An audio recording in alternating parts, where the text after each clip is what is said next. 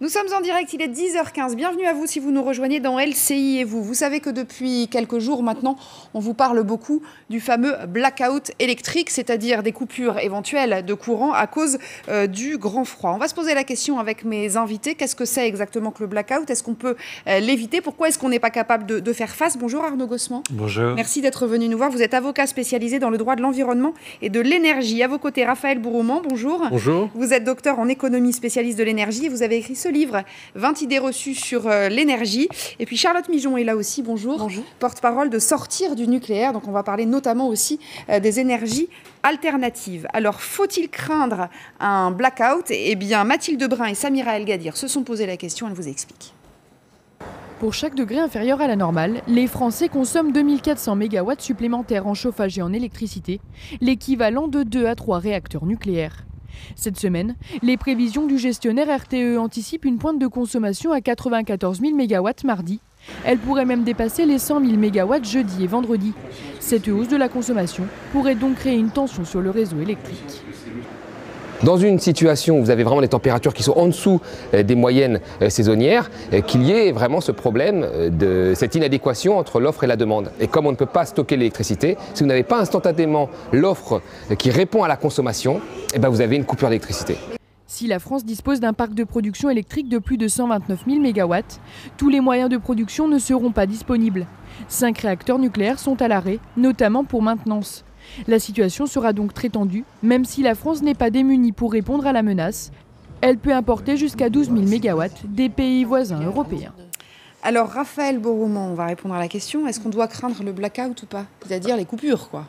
Disons que par rapport aux 10 dernières années, le risque n'est pas complètement à exclure cet hiver, parce qu'il y a la conjonction de 2 facteurs, une vague de froid et 10% des réacteurs nucléaires qui sont à l'arrêt.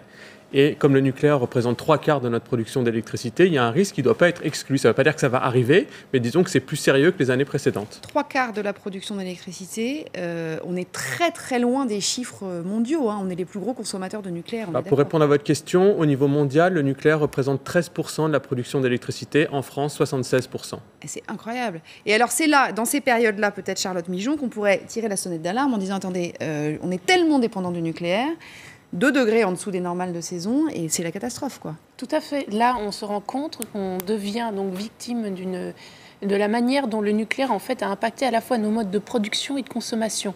C'est-à-dire on a développé dans les années 70 une monoculture nucléaire avec une surproduction qui a aussi fait en sorte qu'on a développé le chauffage électrique pour absorber cette surproduction. Chauffage électrique qui est extrêmement consommateur, qui est responsable du pic, donc de la pointe que l'on observe vers 19h notamment. Et dans le même temps, donc, on est entièrement pieds et poings liés à cette source d'électricité qui est dangereuse, qui est polluante, et qui en plus n'est pas fiable. Là, on le voit, il y a 6 réacteurs qui sont arrêtés, notamment pour des contrôles de sûreté. On va y revenir justement. C'est étonnant de les arrêter en plein hiver, mais ça c'est un autre problème. C'est un problème de sûreté qui se pose là maintenant, en fait. Ouais.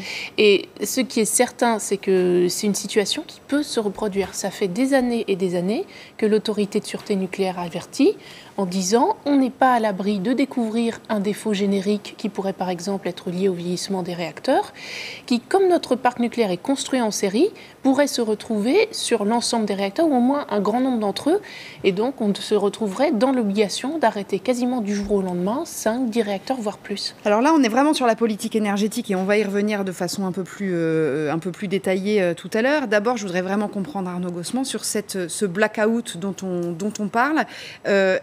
Est-ce que, de votre point de vue, on doit le craindre, c'est-à-dire de vraies coupures, des gens qui n'auraient plus d'électricité chez eux, voire des entreprises, ce qui serait beaucoup plus grave.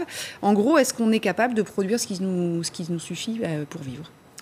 Alors, je ne suis pas trop inquiet sur le blackout, c'est-à-dire vraiment une coupure généralisée du réseau. Je pense qu'on n'y arrivera pas. Alors, il faut rappeler quelques chiffres. On peut produire 85 gigawatts d'électricité, ne pas confondre avec l'énergie, vraiment que de l'électricité.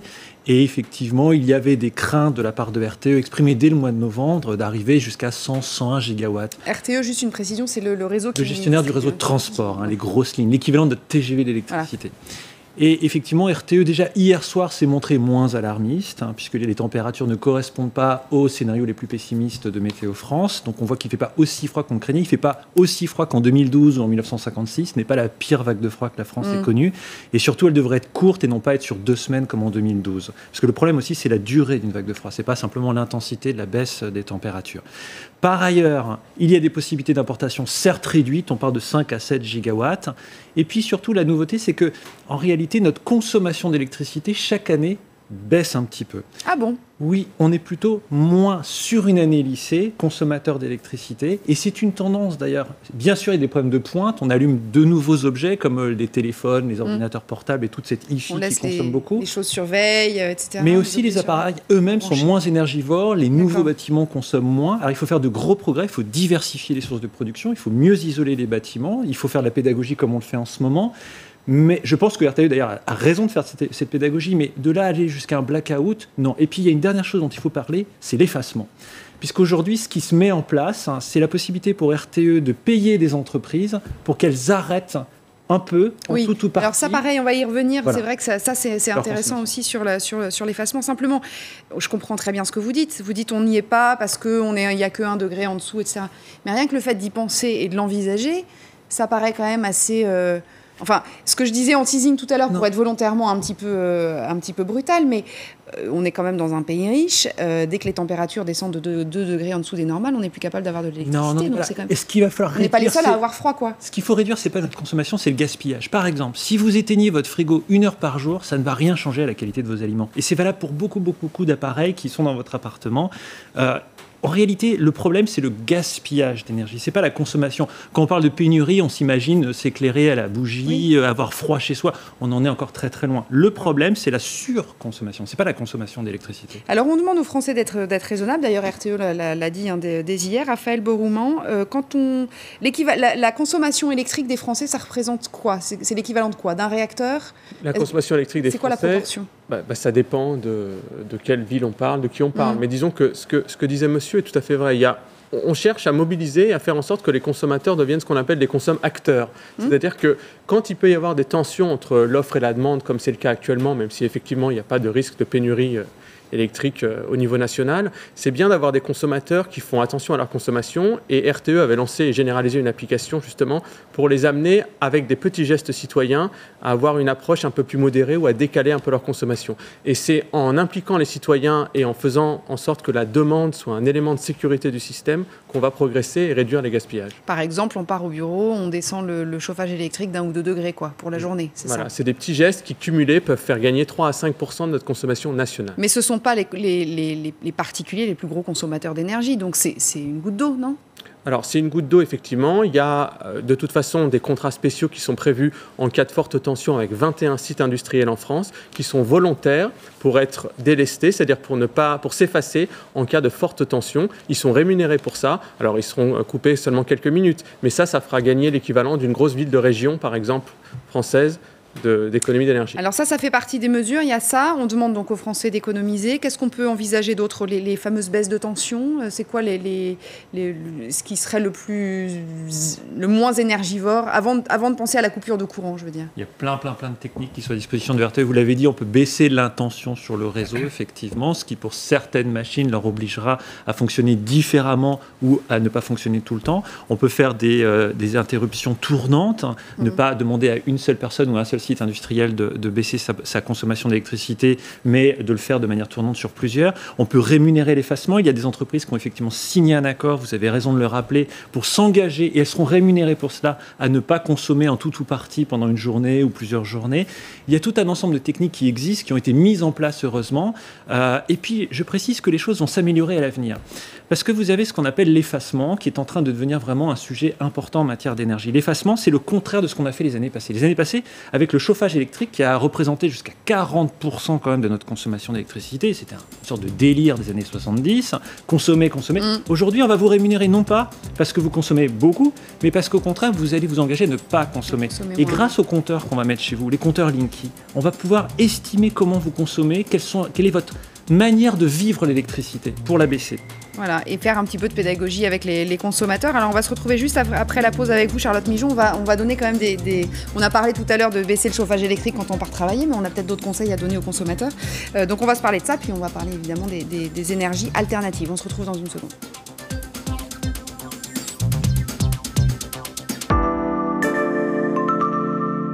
On continue de parler de notre réseau électrique et juste avant la pause, on donnait quelques petits conseils pour économiser un petit peu d'électricité. On disait par exemple de baisser la température d'1 ou 2 degrés. Charlotte Migeon, qu'est-ce qu'on pourrait dire d'autre aux consommateurs que nous sommes ? Bien, il y a les conseils qu'on peut donner aux consommateurs, effectivement, baisser la température, mais j'ai envie de dire, il y a les questions donc, qui sont conjoncturelles liées à cette vague de froid, et après il y a des questions plus structurelles. Et à mon avis, la question n'est pas tant celle des petits gestes que peuvent faire les consommateurs, mais de comment notre système de production et de consommation d'énergie doit être changé en profondeur. Parce que s'il y a ce pic de consommation, ce n'est pas la faute des gens qui consomment, oui, c'est la faute d'un système énergétique qui a imposé notamment le chauffage électrique, qui est beaucoup, dans la grande majorité des cas, un choix ce n'est pas un choix, c'est quelque chose qui est subi. Et un système donc, de consommation où on est vraiment extrêmement à la traîne par rapport à nos voisins européens, même si on rattrape un peu cela sur la question d'économie d'électricité. Il faut se souvenir quand même qu'avec le développement du programme nucléaire dans les années 70-80, l'Agence française pour la maîtrise de l'énergie a failli disparaître. Ce qui fait qu'à l'heure actuelle, un ménage français consomme 1 tiers plus qu'un ménage allemand, pour niveau de confort équivalent. Oui, donc à partir de là, effectivement, il y a des petits gestes à faire, mais se focaliser juste sur le consommateur sans remettre en cause un système plus global, c'est un problème. Alors, simplement, juste sur les petits gestes, parce que puisqu'on y est, on va le dire, on baisse un peu la température. Pourquoi on ne ferait pas nos machines dans la journée plutôt que le soir ? En fait, c'est ça, le problème, c'est les pics de consommation, si je ne me trompe pas. C'est le matin et le soir, quoi, en gros. C'est le matin, le soir en particulier vers 19h. Et si on peut parler de petits gestes, le petit geste le plus simple, c'est de mettre un pull. C'est-à-dire, voilà, on n'a pas besoin d'avoir 23 degrés en permanence chez soi. 19 degrés, ça suffit. Alors, nous sommes allés faire un petit reportage dans la salle de contrôle. Alors, vous allez voir, c'est un endroit qui est extrêmement secret. On a eu l'autorisation de tourner avec Louis-Olivier. On comprend absolument comment ça fonctionne. On regarde et on en reparle ensuite. De l'extérieur, vous ne verrez que ça. Interdiction de montrer le bâtiment, interdiction de montrer les bâtiments environnants, de le situer dans notre reportage, de montrer le visage des salariés, interdiction sur tout, ou presque. Nous rentrons.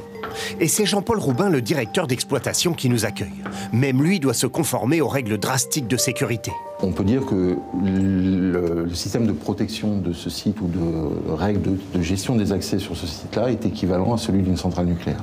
Car derrière ce sas, il y a la salle de contrôle, l'un des endroits les plus secrets de France. C'est ici que ces super ingénieurs font en sorte que vous ayez toujours de l'électricité, quelles que soient les conditions. Xavier a par exemple la lourde tâche de trouver en quelques secondes parfois des solutions intelligentes pour maintenir la production française, et ce évidemment au meilleur prix. Je vais devoir gérer les choses en bon père de famille et donc ajuster les moyens au plus juste par rapport aux coûts qui me seront facturés. Dans cette salle, 70 000 informations en temps réel pour suivre le chemin de 100 000 km de lignes électriques. C'est ici par exemple que l'on a géré la grosse panne européenne de 2006 et évité un blackout en France, une rupture totale d'électricité. Tout est souvent silencieux et soudain, ces curieuses alarmes. On nous dit de ne pas nous inquiéter, même lorsque la Tchéquie, à l'autre bout de l'Europe, passe en alerte jaune. Tout est sous surveillance et pour cause. Un événement grave, important, à n'importe quel endroit de cette zone géographique-là, peut se transporter à la vitesse de la lumière sur l'ensemble du réseau et conduire à un incident de grande ampleur. C'est aussi ici que les décisions sont prises en cas d'alerte froid. L'une des premières mesures sera de couper l'alimentation à 11 des plus grands centres industriels français. Là encore, les noms sont confidentiels. Là, d'un clic, vous avez stoppé la production d'une usine. Voilà, j'ai demandé à ce site d'effacer 70 MW de sa consommation. 70 MW, l'équivalent d'une ville de 100 000 habitants. Nicolas est prévisionniste pour RTE. Et croyez-le, vous ne voudriez pas forcément avoir son métier. C'est lui qui évalue les risques de coupure de courant en France. Pour cela, il se base en permanence sur 200 scénarios météo différents. Ce qui représente à peu près 700 millions de données, hein, c'est considérable. Et on va faire tourner tout ça dans des grands calculateurs qui vont nous donner un niveau de risque, un seuil d'alerte. Et la situation cet hiver est inédite. 5 réacteurs sur 58 sont toujours à l'arrêt pour des contrôles et de l'entretien. Il suffit donc que les températures baissent de 1 à 3 degrés en dessous des normales de saison pendant 3 jours pour qu'une pénurie d'électricité soit envisageable. Voilà, alors on a parlé de l'effacement dans ce sujet dont on parlait tout à l'heure en première partie. Raphaël Boroumand, je voudrais juste qu'on fasse juste un petit point sur ces réacteurs qui sont à l'arrêt. Alors 5 ou 6, on ne sait pas trop exactement. Mais est-ce qu'on peut expliquer pourquoi ils sont à l'arrêt justement en hiver? Parce que c'est de la maintenance en fait, on aurait pu les arrêter en été. Alors, il y a 2 raisons principalement. Il y a des raisons de maintenance et il y a des irrégularités qui ont été constatées. Donc celle-là, on comprend. Voilà, face aux irrégularités qui n'étaient donc pas prévues par définition, on a demandé l'autorité de sûreté nucléaire a demandé à ce que des vérifications soient faites sur ces réacteurs. Et sur la maintenance, il y en a quand même qui sont en maintenance. Et sur la maintenance, oui, effectivement. C'est bien géré tout ça ? Disons que la maintenance, c'est un problème assez important qui va engendrer des milliards d'euros pour EDF. Et c'est vrai que EDF est face à un mur d'investissement et il y a peut-être une gestion qu'il faudrait faire un peu différemment. Là. Oui, c'est ça. C'est qu'on est quand même face à un acteur qui va pas bien. On est face à un acteur qui a un endettement très très important et qui est face à un mur d'investissement à la fois par rapport au vieillissement de ses centrales et par rapport à des nouveaux investissements, notamment en Grande-Bretagne, qui vont lui coûter autour de 16 milliards d'euros. Ah oui, Hinkley Point, on pense à l'EPR, on est déjà en dépassement de 10 milliards. Arnaud Gossement, c'est vrai qu'on peut se poser la question du coup de la gestion de cette EDF qui règne. Hein. Oui, c'est vrai qu'aujourd'hui, il faut se poser la question de l'avenir. Il va falloir réduire la part du nucléaire dans notre production d'électricité, qui est aujourd'hui de 75-76%. Le reste, c'est un peu d'énergie fossile, du gaz essentiellement, autour de 6%, et puis le reste encore autour de 18%, des énergies renouvelables, sachant que sur ces 18% de production renouvelable, vous avez surtout aujourd'hui de l'hydraulique, hein, c'est les barrages. Et donc, effectivement, il va falloir diversifier tout ça. C'est la loi de transition énergétique qui a été votée en 2015 qui nous le demande, avec un consensus droite-gauche assez large. Il va falloir passer à 50% de nucléaire. On passe de 75 à 50. Ça veut dire qu'il va falloir faire un calendrier, non pas d'arrêt de maintenance, mais cette fois-ci de fermeture des centrales nucléaires pour respecter la loi. Lequel calendrier aujourd'hui n'est pas connu. Ça, c'est un véritable problème. Non seulement parce qu'il faut appliquer la loi, mais aussi parce que les industriels, les énergéticiens, tous les acteurs du secteur de l'énergie ont besoin de prévisibilité, de savoir ce vers quoi il va. Mais ça devient un problème politique, parce que Fessenheim, ça a été une promesse de campagne, on attend toujours. Enfin. Ils vont fermer, pas pendant le quinquennat, mais c'est une centrale qui va nécessairement fermer de toute manière. Ça, je ne suis pas très inquiet là-dessus. Le problème, c'est qu'il ne faut pas fermer Fessenheim, il faut en fermer beaucoup d'autres. Il faut l'annoncer, il faut un calendrier. Ça, c'est vraiment la responsabilité du gouvernement qui n'a pas encore été prise. Ça, c'est vraiment dommage qu'on soit pour ou contre le nucléaire. D'ailleurs, peu importe, c'est la loi, 50%, il va falloir baisser. Et puis en face de ça, il va falloir faire 2 choses. 1, consommer différemment de l'électricité, on en a parlé tout à l'heure, moins consommer, mieux consommer, avec des appareils mieux faits aussi. Il ne s'agit pas de perdre du tout en confort, il s'agit de lutter contre le gaspillage. Et puis aussi, il va falloir diversifier avec une montée en puissance des renouvelables. Alors certes, l'éolien fait un bon score en 2016, mais on est en dessous des moyennes qu'on peut constater dans d'autres pays comme l'Espagne et l'Allemagne. Et il va falloir augmenter notre capacité de production en biomasse, en solaire, en éolien, en fonction des territoires. Il y a des énergies renouvelables qui sont adaptées. Et je précise aussi parce que c'est quelque chose que j'ai entendu parfois sur certains sites en disant « Ah, mais oui, mais l'hiver, on peut faire que du nucléaire ». Non, pas du tout. L'hiver, au contraire, le solaire, l'éolien marche très très bien. Souvent, quand vous avez froid, c'est qu'il y a du vent. Et donc, pour l'éolien, c'est évidemment très favorable. Mais alors justement, Charlotte Migeon, quand est-ce qu'on sera suffisamment costaud? Parce qu'on sait faire tout ça, on sait faire. Il suffit de vouloir le développer. Quand est-ce qu'on sera suffisamment costaud pour vraiment pouvoir se reposer sur les énergies renouvelables? Je veux dire, les technologies, elles existent. On peut les mettre en œuvre. Après, donc effectivement, il faut, nous estimons qu'il faut un scénario de sortie du nucléaire. Ça, c'est évident, ça ne se fait pas en claquant des doigts, parce que ne serait-ce que par égard par rapport aux salariés qui travaillent dans ces industries-là, donc il faut prévoir la reconversion. Par rapport à l'implémentation de différentes politiques, ça prend du temps, mais il y a différents scénarios qui existent, que ce soit pour des scénarios extrêmement rapides de l'ordre de 5 ans, des scénarios en 10 ans, en 20 ans. Donc, techniquement parlant, ça existe. C'est une question de volonté politique. C'était une question donc une question d'investissement aussi. D'investissement aussi, oui. Mais de toute façon, il faut se dire que là, il n'y a plus de statu quo possible. Il va falloir investir dans tous les cas. C'est-à-dire passer donc à une véritable transition énergétique, ça va demander des investissements. Mais d'un autre côté, rester dans le nucléaire, ça va demander des investissements qui seront sans doute encore plus importants. Dans la mesure où là, comme vous l'avez signalé, donc l'EPR coûte extrêmement cher, ne sera sans doute pas opérationnel. Nous n'avons pas provisionné suffisamment pour la gestion des déchets radioactifs, pour le démantèlement des centrales. Et rien que les investissements de maintenance pour la prolongation de réacteurs au-delà de 40 ans, coûteront extrêmement cher. Selon EDF, c'est de l'ordre de 55 milliards d'euros. Selon la Cour des comptes, c'est de l'ordre de 100 milliards d'euros. Selon d'autres estimations, ça pourrait être encore le double. Et en plus, ce sont des travaux qui sont inédits, qui sont extrêmement lourds, pour lesquels on manque de main-d'œuvre qualifiée, donc qui pourraient prendre encore plus de temps. On s'aperçoit... Si on vous écoute, on n'a absolument aucun intérêt à rester Oui, dans le nucléaire, on n'a aucun intérêt à le faire. Donc, sachant en plus qu'on importe, je vais revenir sur ce qui se passe en ce moment, mais sachant qu'on importe, Raphaël Boroumand, comment ça se passe à l'étranger? Parce que je disais tout à l'heure, on n'est pas les seuls à avoir froid. Alors, on rappelle évidemment que l'électricité, ça ne se stocke pas, contrairement au gaz ou contrairement au bois. Mais... Là, vous posez deux questions différentes. Alors, effectivement, l'électricité ne se stocke pas, en tout cas pas à grande échelle. Et la première question, c'est comment on fait au niveau des importations. Ce qu'il faut comprendre, c'est que déjà, on importe au moment où il y a des vagues de froid, donc des pics de consommation. Et c'est au moment où les prix, du coup, s'envolent. Ben oui, parce qu'il fait froid ailleurs aussi, quoi. Voilà, donc il y a deux problèmes avec les importations. D'une part, les pays voisins peuvent ne pas avoir suffisamment d'électricité à exporter. D'autre part, s'ils peuvent le faire, on peut avoir à payer cette électricité 5 à 6 fois plus cher. C'est ce qui s'est passé en 2012 pour les fournisseurs d'électricité. Et la deuxième chose, c'est est-ce que ça se passe aussi ailleurs? Globalement, en Europe, il y a un risque de pénurie d'électricité parce qu'on a fermé de nombreuses centrales gaz, l'équivalent de la consommation de la République tchèque, de la Belgique et du Portugal. Et ça, c'est notamment lié à la libéralisation du secteur en Europe. Quand vous rentrez dans une logique de marché, ce qui n'est pas rentable est mise en veille ou ferme. Et donc après, il ne faut pas s'étonner que l'accès à l'énergie, qui est un service public, en tout cas dans sa conception, puisse être un petit peu déstabilisé. Alors, on a parlé tout à l'heure de l'effacement, Arnaud Gossement. À l'inverse, il y a aussi des entreprises pour lesquelles il n'est évidemment pas question de couper l'électricité. Comment ça se passe, ça? Comment c'est décidé? En fait, moi, je suis très optimiste parce que vous êtes face à un grand nombre de technologies et de solutions qui sont vachement intéressantes, qui sont très intéressantes.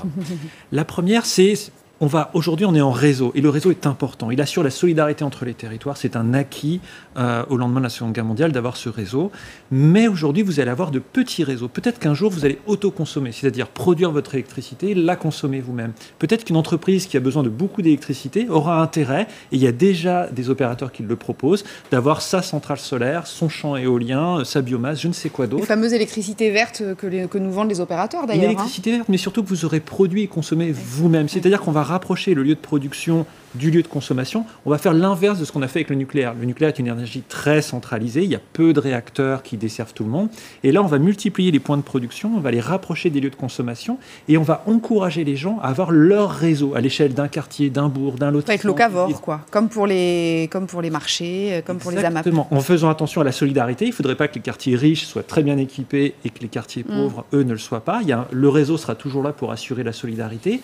Mais c'est ce que décrit Jérémy Rifkin dans son livre, qui est la troisième révolution industrielle. En plus, avec les technologies, demain, vous aurez sur votre ordinateur la possibilité de savoir comment vous consommez, à quel moment vous consommez, comment vous pouvez baisser, vendre de l'électricité à vos voisins, vous faire rémunérer parce que vous effacez de l'électricité que vous consommez.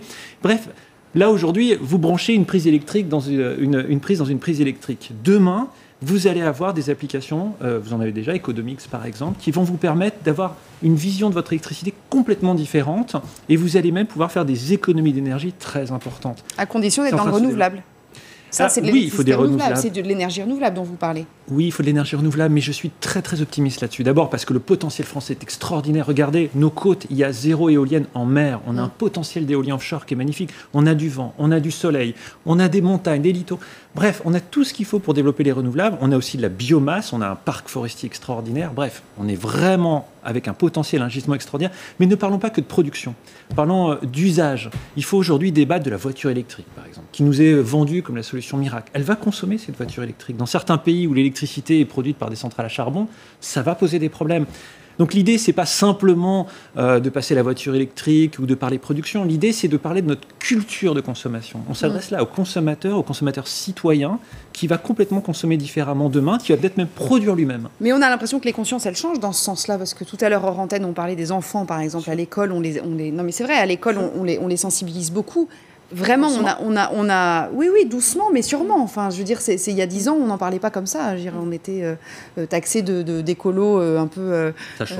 Oui, voilà, ça change. C'est devenu une matière transversale, si j'ose dire, l'écologie. Donc ça, c'est plutôt une bonne nouvelle, non ? Oui, tout à fait. Donc ça, c'est évident, il faut un changement des comportements et c'est une excellente nouvelle que dès l'école, on apprenne cela. Donc effectivement, il faut que ce changement culturel, il se fasse. Mais j'ai envie de dire, la plupart des Français sont déjà beaucoup plus conscientisés qu'un certain nombre de nos décideurs qui restent avec un logiciel qui est périmé avec un nucléaire qui est dépassé. On le voit même à l'occasion des débats, à l'occasion des présidentielles, l'incapacité qu'ont certains candidats à se départir d'un nucléaire omniprésent. Donc, ce qu'il faut vraiment, c'est qu'eux aussi prennent en compte que le nucléaire, c'est dépassé, il faut tourner la page. Raphaël Leroux, vous êtes d'accord avec ça ? C'est une question de volonté politique, en fait. Parce que quand on écoute Arnaud Gossement et Charlotte Mijon, on voit bien que la capacité, on l'a, l'envie, on l'a, les gens sont éduqués pour ça. Simplement, il faut que ça suive derrière. Là, vous soulevez la question du rôle de l'État stratège. C'est-à-dire qu'on a un État qui est à 85% actionnaire d'EDF, et c'est vrai que l'État stratège doit avoir son rôle de volonté politique pour une politique énergétique de long terme. Et c'est vrai que souvent, l'énergie est un peu l'otage de calculs politiciens. Et la politique énergétique n'est pas toujours vue dans son ensemble avec une étude d'opportunité, de faisabilité. Donc il faut se projeter un peu à long terme parce que les temps sont longs et les investissements d'aujourd'hui, on n'en verra que les résultats que dans des dizaines d'années. Même si effectivement il y a une révolution énergétique en cours avec une combinaison très forte du numérique et des ENR, énergie renouvelable, mais il ne faut pas, par contre, caricaturer, d'ailleurs, vous ne l'avez pas fait du tout, en parlant d'ubérisation du secteur électrique, ce que j'entends souvent. Il n'y a pas d'ubérisation, puisque les réseaux physiques auront toujours un rôle pour déplacer l'électricité d'un point A à un point B. Donc on peut parler de numérisation ou de digital, mais pas d'ubérisation. Oui, Arnaud Gossement. Juste un tout petit point de désaccord peut-être avec vous. Je pense que le politique fait des gros progrès, et notamment dans le débat sur la primaire. J'ai été très surpris. Quand vous allez voir les programmes eux-mêmes, aucun, clairement, ne remet en cause l'objectif de réduction de la part du nucléaire. Oui. Et lorsque vous reprenez les débats au Parlement, c'est-à-dire hors caméra, en commission, lorsqu'a été voté l'objectif de 50%, je rappelle quand même que la droite l'a voté. Droite, gauche, alors que le Parti socialiste est aussi assez productiviste et pro-nucléaire, ils l'ont tous voté hors caméra. Donc ce qui est intéressant, c'est qu'on voit qu'en réalité, quand vous leur parlez hors caméra, au-delà des postures, ils savent tous qu'il faut réduire la part du nucléaire, et ça c'est neuf. Parce que lors du Grenelle, auquel j'ai beaucoup participé, je peux vous dire que c'était pas du tout la même chose. Le Grenelle, c'est 2007. Il y a 10 ans, franchement, trouver des élus qui étaient capables de dire on va réduire la part du nucléaire, d'ailleurs c'est simple, on l'a sorti du menu des discussions à l'époque, alors que là, dans le débat qui a précédé cette loi sur la transition énergétique, c'était au cœur des discussions. C'est-à-dire que c'était loin d'être la priorité à l'époque. Et lors du débat aussi, ça n'a pas été remis en cause. Mais vous avez dit quelque chose qui est très important, c'est que les temps sont longs. En fait, c'est ça le nerf, le nœud du problème. Mais c'est que les temps sont longs. Parce que la révolution est là, les techniques sont là, le numérique est là. Ça va beaucoup plus vite qu'on le dit. Et financièrement, pour les consommateurs d'ailleurs, ça veut dire qu'on va payer l'électricité plus cher ou moins cher d'ailleurs ? Non. Enfin, je laisse le spécialiste agir en premier. Mais non. Moi, je pense qu'on est au niveau européen, malheureusement, sur une tendance de hausse du prix de l'électricité pour les consommateurs résidentiels. Ah oui. Alors, pas uniquement en France, d'ailleurs un peu partout, pour différentes régions. Alors, on n'a pas le temps de rentrer dans les causes. Effectivement, sur votre optimisme, je suis assez d'accord, mais si vous regardez au niveau mondial, les énergies fossiles, c'est 80% de l'énergie dans le monde il y a 30 ans, et c'est 75% maintenant. Donc, même si les choses peuvent aller très vite, et c'est vrai que les technologies peuvent améliorer les choses assez rapidement, et les énergies renouvelables ont des rendements croissants, les temps sont quand même longs dans le secteur énergétique, plus que dans d'autres secteurs. Oui, vous êtes d'accord avec ça ? Tout à fait, mais je voudrais revenir sur ce qui a été dit. Effectivement, il y a une loi maintenant qui acte la réduction de la part du nucléaire.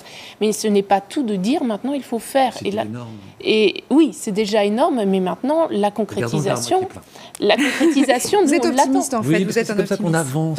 Ce qu'on a constaté, c'est quand même en 5 ans, un gouvernement qui n'a pas fermé une seule centrale. Donc là, on se retrouve quand même aussi avec un enjeu qui est quand même assez fort, qui est celui du vieillissement du parc nucléaire, avec des risques qui vont devenir de plus en plus importants.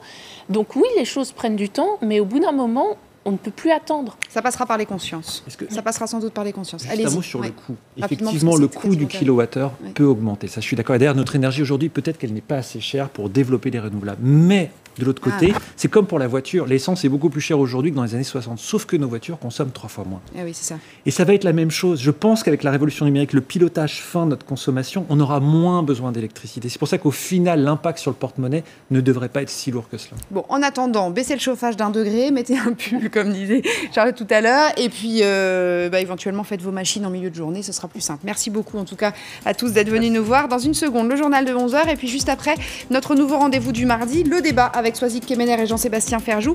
On va se parler du Brexit, puisque Theresa May doit nous donner aujourd'hui sa vision du Brexit, qui serait a priori dur, d'après ce qu'on entend. Qu'est-ce que ça veut dire et qu'est-ce que ça implique surtout pour nous? Et puis on va parler aussi d'Emmanuel Macron, qui finalement n'a pas l'air d'être une bulle, comme on l'avait dit il y a quelques mois. On pourrait même se demander s'il ne pourrait pas sauver la gauche, Emmanuel Macron. On se parle de tout cela tout de suite.